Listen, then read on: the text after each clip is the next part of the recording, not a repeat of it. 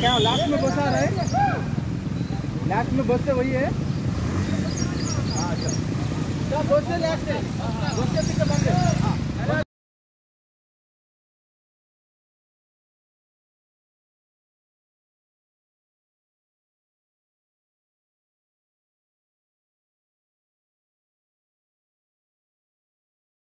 धरण पातळीला गेल्या 4 दिवसापासून सुरू असणाऱ्या मुसळधार पावसानं आता पंचगंगेच्या पाण्यामध्ये देखील वाढ झाली आहे। पंचगंगा इशारापासून लोकांपूरचे सुरू आहे आणि आता कोल्हापूर रत्नागिरी मार्गाला जोडणाऱ्या कीर्तीजवळ मोठ्या प्रमाणात पाणी आलेलं आहे, रस्त्यावर पाणी आलेलं आहे। त्यामुळे प्रशासनानं याची वाहतूक सुरू केलेली आहे। खरं तर आता गेल्या 4 दिवसापासून कोल्हापूर जिल्हा धरण पातळी